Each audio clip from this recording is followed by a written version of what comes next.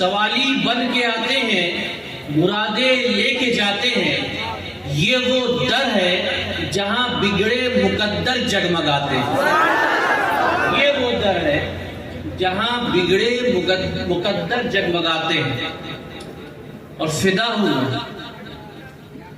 ہوں میں اشرف الاولیاء پر، فدا ہوں میں تاج الاولیاء پر، گر ہی نہیں سکتا، ہے نا؟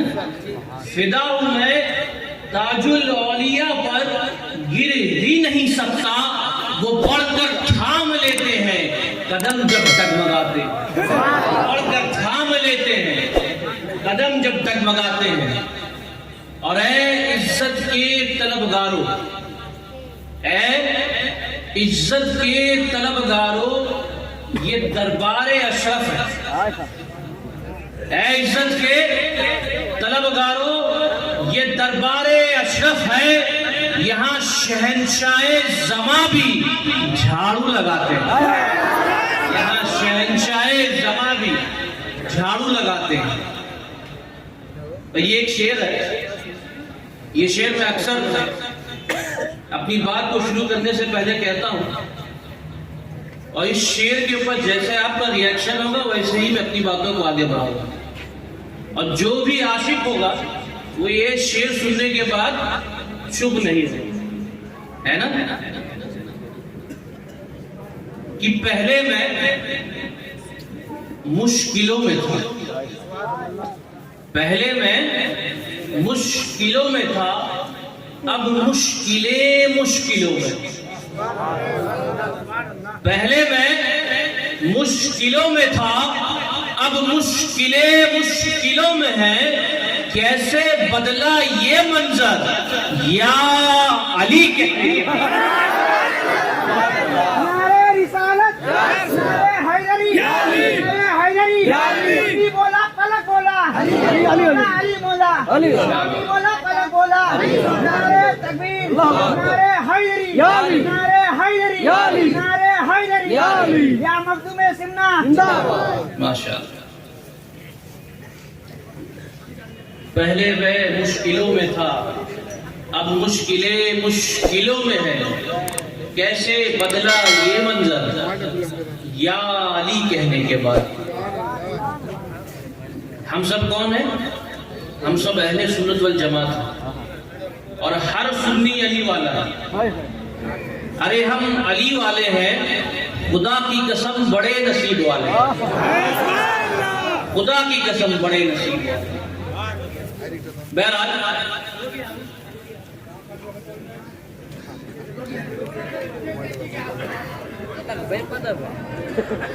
درود پڑھ لیں، اللہم صلی علی سیدنا مولانا محمد بارک وسلم، صلاۃ و سلام علیک یا حبیبی یا رسول اللہ صلی اللہ تعالی علیہ وسلم۔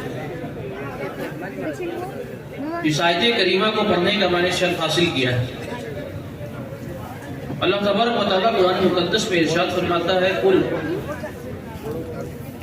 انما انا بشر مثلکم، کیا میرے محبوب تم ان سے کہہ دو کہ تم ان کے مثل ہو۔ کیونکہ میں نے آپ کو یہ بتایا کہ ہم اہل سنت والجماعت والے ہیں، اور ایک طالب علم کی حیثیت سے آپ کے سامنے حاضر ہوا ہوں، تو آپ جان لیجئے کہ اہل سنت والجماعت ہے کیا، ہمارا عقیدہ ہے۔ ہم ڈنکے کی چوٹ پہ کہتے ہیں ہم سنی ہیں، ہے نا؟ اب آج کل تو بمبئی میں ایک نیا وہ بھی نکلا تھا، خوخار سنی کر کے، ایک پہلے تھا ٹناٹن سنی، اب آ گئے خوخار سنی۔ بہرحال یہ ہمارا عقیدہ کیا ہے؟ ہم سے اگر کوئی ہمارا عقیدہ پوچھے تو ہم خاموش ہو جاتے ہیں، ہمیں پتہ نہیں کہ ہم اپنے عقیدے کے بارے میں بیان کیا کرتے ہیں۔ ایک عقیدہ میں آپ کو سکھانا چاہتا ہوں، وہ کیا ہے کہ جیسے میرے سرکار ہیں ویسا کوئی نہیں، ہے نا؟ جیسے میرے سرکار ہیں ویسا کوئی نہیں۔ ایک بار سب ہاتھ اٹھا کے پورا مجمع کہے کہ جیسے میرے سرکار ہے ویسا کوئی نہیں. بے شک جب آپ یہ کہنا شروع کریں گے نا عوام میں کہ جیسے میرے سرکار ہیں ویسا کوئی نہیں ہے دنیا میں, اس پورے کائنات میں کوئی نہیں ہے, جیسے میرے سرکار ہے ویسا کوئی نہیں, تو کچھ بدبخت ایسے نکلیں گے مکھیوں کی طرح بنبھناتے ہوئے آئیں گے آپ کے پاس, اب پوچھیں گے کہ یہ عقیدہ آپ نے کہاں سے لایا؟ تو الحمدللہ اہل سنت والجماعت کا ہر عقیدہ قرآن و حدیث سے ثابت ہے. الحمدللہ ہم کہیں گے کہ جیسے میرے سرکار ہیں ویسا کوئی نہیں ہے. وہ کہیں گے کہ میاں یہ عقیدہ کہاں سے لایا؟ وہ کہیں گے کہ ہمارا بھی عقیدہ ہے, اور ہمارا عقیدہ یہ نہیں ہے کہ جیسے میرے سرکار ہے ویسا کوئی نہیں, کیونکہ ان کے نزدیک سرکار بھی ویسے ہیں جیسے وہ خود نازل. وہ کہیں گے کہ ہماری بھی دو آنکھیں, حضور کی بھی دو آنکھیں, حضور بھی دیکھتے ہیں ہم بھی دیکھتے ہیں, حضور کے دو ہاتھ ہیں ہمارے بھی دو ہاتھ ہیں, حضور چلتے ہیں ہم چلتے ہیں, حضور کھاتے ہیں ہم کھاتے ہیں. ان سے پوچھو کہ تمہارا عقیدہ کہاں سے آیا؟ تو کہے کہ بھائی بڑے فخر سے کہیں گے کہ بھائی ہمارا عقیدہ تو قرآن سے ثابت ہے. اور کہیں گے ان سے پوچھیے کہ عقیدہ کہاں سے؟ وہ قرآن کی آیت تلاوت کریں گے, وہ فرمائیں گے کہ اللہ تبارک و تعالیٰ نے قرآن مقدس میں ارشاد فرمایا قُلْ إِنَّمَا أَنَا بَشَرٌ مِثْلُكُمْ, کہ اے میرے محبوب تم ان تمام لوگوں سے کہہ دو کہ تم ان کی طرح ہو. اب جب یہ قرآن کی آیت کوئی پڑھے ایک عام انسان, تو اس کے ذہن میں تو یہ خلیج پیدا ہوتی کہ ہاں بھائی اس سامنے والا جو شخص ہے وہ کہہ رہا ہے کہ حضور ہماری طرح ہے, قرآن کی آیت بھی پیش کر دیا کہ حضور ہماری طرح ہے. قُلْ إِنَّمَا أَنَا بَشَرٌ مِثْلُكُمْ, کہ میرے محبوب تم ان سے کہہ دو کہ تم ان کی طرح. تو اہل سنت والجماعت کا عقیدہ کیسے ثابت ہو؟ ہم جو یہ ڈنکے کی چوٹ پہ کہہ رہے ہیں کہ جیسے میرے سرکار ویسا کوئی نہیں, تو یہ عقیدہ کیسے ثابت ہوگا؟ تو الحمدللہ جس آیت سے یہ اپنا عقیدے کی دلیل پیش کرتے ہیں اسی آیت سے ہم ان کی عقیدے کو رد بھی کرتے ہیں. مزہ تو تبھی ہے جو آیت کو استعمال کرے اسی آیت سے ان کی بات کو کاٹ دیں, ہے نا. اب اس آیت کی کوئی تشریح میں آئی ہے. حافظ ابن کثیر, یہ ہمارے امام نہیں, یہ غیر مقلدوں کے امام ہیں, وہ اس آیت کی تشریح میں لکھتے ہیں قل یا ایھا الرسول, قل سے مراد اے میرے محبوب, لہؤلاء المشرکین انما انا بشر مثلکم, کہ اے میرے محبوب تم ان تمام مشرکینوں سے کہہ دو کہ تم ان کی طرح. اے میرے محبوب تم ان تمام مشرکینوں سے کہہ دو کہ تم ان کی طرح ہو. اب ذہن میں خیال آتا ہے کہ جب نبی پاک نے مشرکینوں کو دیکھا تو کہا کہ میں تمہاری طرح ہوں, لیکن جب صحابہ کرام کے چہرے کو دیکھتے ہیں تو بخاری شریف میں موجود ہے ایکم مثلی, کون ہے تم میں جو میری طرح ہو. مشرکینوں کو دیکھتے ہیں تو کہتے ہیں کہ میں تمہاری طرح ہوں, صحابہ کو دیکھتے ہیں تو مسلم شریف میں موجود ہے انی لست مثلکم, کہ تم میری طرح نہیں ہو. مشرکینوں کو دیکھا تو کہا کہ میں تمہاری طرح ہوں, صحابہ کو دیکھتے ہیں تو کہتے ہیں کہ نہ تم میری طرح ہو نہ میں تمہاری طرح ہوں. وجہ کیا ہے کہ جب مشرکینوں کو دیکھتے ہیں تو کہتے ہیں کہ میں تمہاری طرح ہوں, صحابہ کو دیکھتے ہیں تو کہتے ہیں کہ نہ تم میری طرح ہو نہ میں تمہاری طرح ہوں. تحقیق کرو تو پتہ چلے گا کہ ایک زمانے میں ابو جہل نام کا بدبخت بھی تھا جو نبی کے چہرے انور کو دیکھ کے کہتا تھا کہ ارے تم تو میری طرح ہو, تم تو میری طرح ہو. سن لو, آج تک ابو جہل کی اولادیں یہ کہہ رہی ہے کہ حضور ہماری طرح ہے, اور ہم صحابہ کے ماننے والے کل سے لے کے آج تک اور آج سے لے کے قیامت تک یہی کہتے رہیں گے کہ جیسے میرے سرکار ویسا کوئی نہیں, جیسے میرے سرکار ویسا کوئی نہیں. ابو جہل نے بھی تو حضور کو دیکھ کے کہا تھا نا. تو آج تک ابو جہل کی اولادیں یہ کہہ رہی ہیں کہ حضور ہماری طرح ہے، اور ہم صحابہ کے ماننے والے کل سے لے کے قیامت تک یہی کہتے رہیں گے کہ جیسے میرے سرکار ویسا کوئی نہیں. بات سمجھ میں آئی؟ اس کی تھوڑی اور تشریح کر دیتے ہیں. جب قرآن پاک، جب اللہ تبارک و تعالیٰ کا قرآن، اللہ تبارک و تعالیٰ کا کلام جب نازل ہوا تو یہ جو مشرکین لوگ تھے انہوں نے انکار کیا. انہوں نے کہا کہ ہم نہیں مانتے کہ یہ کسی اللہ کا کلام ہے، یہ کسی عام انسان کا کلام ہے. انہوں نے انکار کیا کہ ہم نہیں مانتے کہ یہ خدا کا کلام ہے. تو کیا کیا گیا؟ سورہ کوثر کو کعبہ شریف کی دیوار پہ لکھ دیا گیا اور ان مشرکینوں سے کہا گیا کہ اے مشرکینوں، اگر تم کہتے ہو یہ کسی عام انسان کا کلام ہے تو اس آیت کے مثل کوئی دوسری آیت لا کرنا. چیلنج کر دیا گیا کہ اس آیت کے مثل کوئی دوسری آیت لا کر دکھا. تمام ادیب، تمام اہل زبان، تمام شاعر رات و دن ایک کر دیا، لیکن اس آیت کے مقابل کوئی آیت لا نہ سکتا. جب وہ تھک کے ہار گئے، تھک کے چور ہو گئے، تب آخر کار انہوں نے مان لیا کہ ہاں یہ اللہ کا کلام ہے. اسی طرح یہ بات میں بتا رہا ہوں تاکہ تمہید میں یہ بات بھی سمجھ میں آئے کہ جب نبی پاک صلی اللہ علیہ وسلم نے یہ اعلان کیا نا کہ میں اللہ کا نبی ہوں، میں اللہ کا نبی ہوں، میں اللہ کا نبی ہوں، تو مشرکینوں نے اس وقت بھی انکار کیا تھا کہ نہیں ہم نہیں مانتے کہ تم اللہ کے نبی ہو، تم تو ہماری طرح ہو، تم چلتے ہو ہم چلتے ہیں، تم کھاتے ہو تم پیتے ہو، ہم بھی پیتے ہیں، تم سوتے ہو ہم سوتے ہیں، تمہارے دو ہاتھ ہمارے دو ہاتھ، تمہاری دو آنکھیں ہماری دو آنکھیں، تمہارے دو پیر ہمارے دو پیر، تمہارے کان ہمارے کان، ہم نہیں مانتے کہ تم اللہ کے نبی ہو.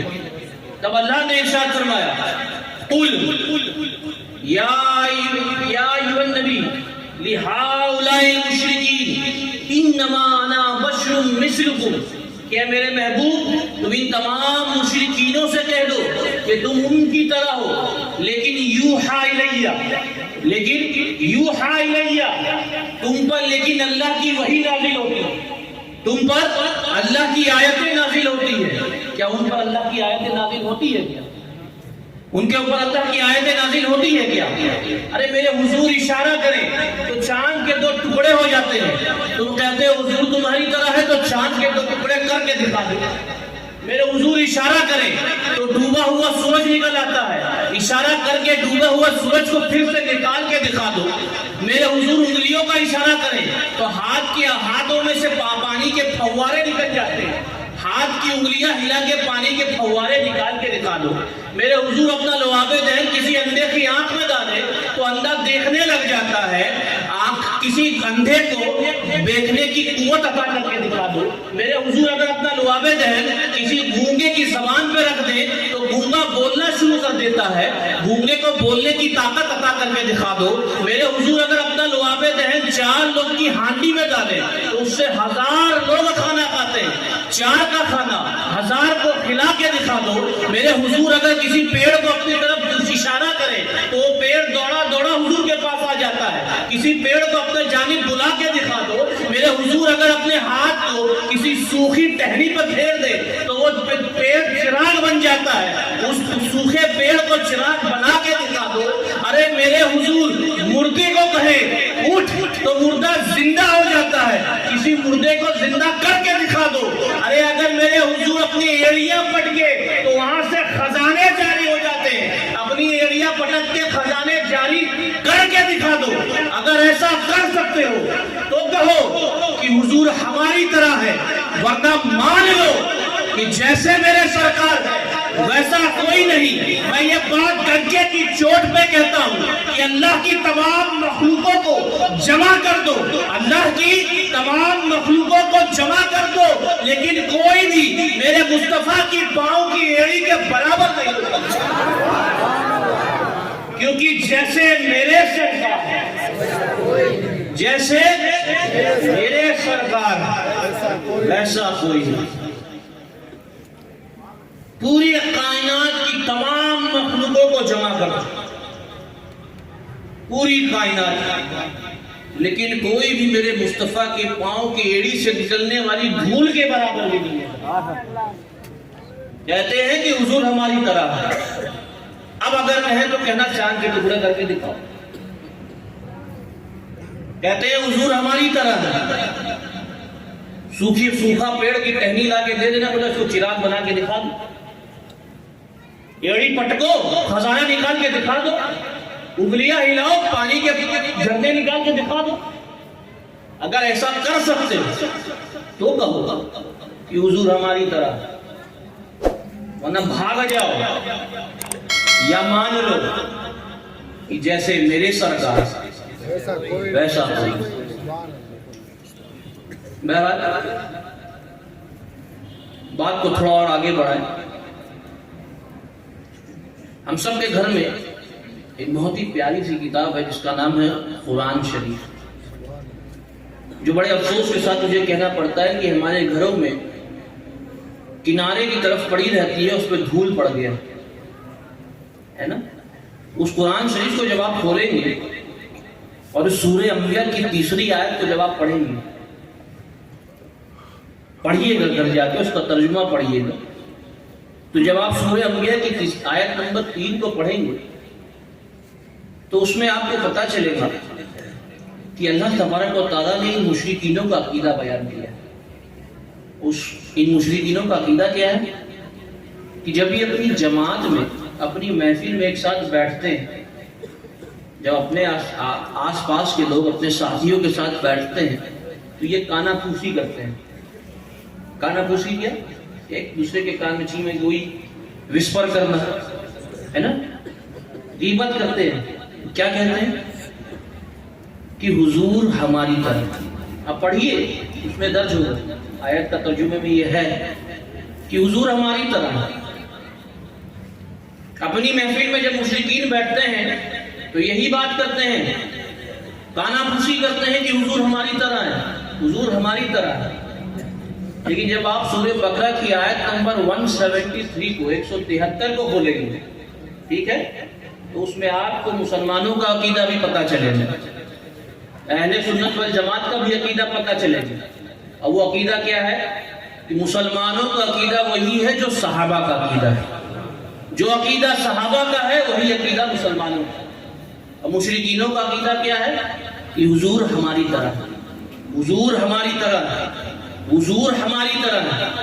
تو سنو، جب یہ بات پھیلنے لگی نا اس زمانے میں، جب مشرکینوں نے ڈنکے کی چوٹ پہ اعلان کرنا شروع کیا، آپ نہیں مانتے حضور ہماری طرح ہے، حضور ہماری طرح ہے، ہم نہیں مانتے کہ مصطفیٰ اللہ کے نبی ہے، حضور ہماری طرح ہے، تو یہ بات میرے جد امجد مولا علی مشکل کشا تک پہنچتی ہے. آپ جلال میں آتے ہیں، مشرکینوں کے خیمے میں جا کے ان کو للکاتے ہیں اور کہتے ہیں کہ اے مشرکینوں سنو، لمرا قبلہ ولا بعدہ مثلہ یا رسول اللہ. مشرکینوں تم کہتے ہو کہ حضور تمہاری طرح ہے، ارے سن لو، آج تک آمینہ کے لال جیسا کسی کا لال آیا نہیں ہے، اور کل قیامت تک فاطمہ کے بابا جیسا کسی کا بابا آ نہیں سکتا. گویا میرے جد امجد بھی اس زمانے میں یہی کہہ رہے تھے کہ مشرکینوں سن لو، جیسے میرے سرکار ایسا کوئی، جیسے میرے سرکار ویسا کوئی نہیں. تو ہم مسلمانوں کا عقیدہ وہی ہے جو صحابہ کا عقیدہ ہے. جب یہ بات پھیلنے لگی کہ حضور ہماری طرح ہے، حضور ہماری طرح ہے، حضور ہماری طرح ہے، تو نبی پاک صلی اللہ علیہ وسلم نے حضرت حسان بن ثابت سے کہا کہ حسان جاؤ ان مشرکینوں کا جا کے جواب دو، وہ مشرکین جو کہہ رہے ہیں کہ حضور ہماری طرح ہے. اب لوگ جو ہیں وہ اس حدیث پاک کو نعت کی طرح پڑھتے ہیں، اور بالکل پڑھنا بھی چاہیے، میں اس سے انکار نہیں کرتا ہوں. لیکن یہ میرا تخیل ہے کہ جب حضور پاک صلی اللہ علیہ وسلم نے حضرت حسان بن ثابت سے کہا ہوگا کہ حسان جاؤ جاؤ جا کے ان مشرکینوں کو جواب دو. تو حضرت حسان بن ثابت نے مسکرا کر نعت پاک نہیں پڑھا ہوگا. حضرت حسان بن ثابت جب مشرکینوں کے درمیان گئے ہوں گے تو آپ نے مسکرا کر مشرکینوں کو جواب نہیں دیا ہوگا، بلکہ اپنی سینے غصے میں اوپر چڑھائی ہوگی، مشرکینوں کو للکارا ہوگا اور کہا ہوگا اے مشرکینوں سنو، وَأَحْسَنُ مِنْكَ لَمْ تَرَ قَطُّ عَيْنٍ، کہ آج تک مصطفیٰ جیسا حسین و جمیل کسی آنکھوں نے آج تک دیکھا ہی نہیں ہے. وَأَجْمَلُ مِنْكَ لَمْ تَلِدِ النِّسَاء، آج تک مصطفیٰ جیسا حسین و جمیل کسی ماں نے جنا ہی نہیں ہے. خُلِقْتَ مُبَرَّأً مِنْ كُلِّ عَيْبٍ، اللہ نے مصطفیٰ کو ہر عیب سے پاک کیا ہے. کَأَنَّا قَدْ خُلِقْتَ كَمَا تَشَاءُ، اللہ نے تمام انسانوں کو، اللہ نے تمام مخلوقوں کو اپنی اچھا کی طرح بنایا ہے. لیکن جب اللہ نے مصطفیٰ کو بنایا تو مصطفیٰ کو مصطفیٰ کی مرضی سے بنایا، مصطفیٰ کو مصطفیٰ کی مرضی سے بنایا. تو اس دنیا میں کل سے لے کے آج تک اور آج سے لے کے قیامت تک کوئی بھی میرے مصطفیٰ جیسا نہیں، کیونکہ جیسے میرے سرکار ہے ویسا کوئی بھی نہیں. بہرحال یہ مختصر سی بات تھی جو میں نے آپ کے سامنے رکھی. اس عقیدے کو اپنے دل میں بسا لیں، انشاءاللہ پھر کبھی موقع ملے گا تو آگے کی باتیں بھی عرض کی جائے گی. لیکن میری گزارش ہے آپ سے جانے سے پہلے کسی دنیا کی طرف رغبت حاصل مت کریں، اپنے دین کی طرف بھی تھوڑا سا بڑھیں، ہے نا. اپنے عقیدے کو جانیں، اور بہت ضروری ہے کہ اپنے عقیدے اس امام سے سیکھیں جو آپ کے عقیدے کا ہو. یہ نہیں کہ کوئی بھی آ جائے آپ کے علاقے میں دھاڑی ٹوپی والا تھوڑی بہت انگریزی بول دے تو سمجھ لیں کہ بہت بڑا عالم ہے، اسی سے اپنا عقیدہ پوچھ لیتا ہے. نہیں، کیونکہ جو عقیدہ غوث اعظم کا تھا وہی عقیدہ خواجہ غریب نواز کا تھا، اور جو عقیدہ خواجہ غریب نواز کا تھا وہی عقی پاک کا تھا، انہی کا علاؤلہ پنڈوی کا تھا، مخدوم اشرف جہانگیر سمنانی کا تھا. اور اسی طرح حضور اشرف الاولیاء کا بھی وہی عقیدہ تھا، اسی طرح حضور تاج الاولیاء کا بھی وہی عقیدہ ہے نا. اور کسی بھی اولیاء اللہ کے عقیدے میں کوئی اعتراض ہی نہیں. کوئی اولیاء اللہ کسی دوسرے اولیاء اللہ کے اوپر کوئی اعتراض نہیں کیا ہے. کبھی بھی کسی اولیاء اللہ نے، کسی بھی اللہ کے ولی نے کسی دوسرے اللہ کے ولی کے عقیدے پر کوئی اعتراض نہیں کیا. تو اس سے بھی یہ بات ثابت ہوتی ہے کہ اللہ کے ولی جو ہے ان کا جو عقیدہ ہے وہی ہمارا بھی عقیدہ ہونا چاہیے، ہے نا. کیونکہ اللہ تبارک و تعالیٰ قرآن مقدس میں ارشاد فرماتا ہے ذالک الکتاب لا ریب فیہ ھدی للمتقین، یہ وہ کتاب ہے، یعنی کہ اللہ کا کلام قرآن پاک یہ وہ کتاب ہے جس میں کوئی شک نہیں، اور اس کتاب سے ہدایت حاصل کرتے ہیں اللہ کے متقین لوگ. اور امام نصفی فرماتے ہیں کہ متقی سے مراد اولیاء اللہ، تو اولیاء اللہ قرآن پڑھ کے ہدایت حاصل کرتے ہیں، ہے نا. تو بہت ضروری ہے کہ ہم اپنے عقیدے کو درست کریں اور آنے والی نسلوں کو ہم بچا سکیں. اور جانے سے پہلے ایک بار ضرور آپ تمام لوگوں سے گزارش ہے کہ جب آپ کو موقع ملے تو ضرور اپنی دعاؤں میں ترکی اور سیریا کے لوگوں کے لیے دعا کریں تاکہ اللہ تبارک و تعالیٰ ان کے اوپر آئی ہوئی اس پریشانیوں کو دور فرمائے اور ان تمام لوگوں کو صبر جمیل عطا فرمائے. میں اپنی باتوں کو انہی کچھ کلمات کے ساتھ مکمل کرتا ہوں. اگر میرے کہنے میں کسی طریقے سے بھی کوئی لغزش ہوئی تو میں اس سے توبہ کرتا ہوں. استغفر اللہ ربی من کل ذنب واتوب الیہ، وآخر دعوانا الحمد للہ رب العالمین. السلام علیکم.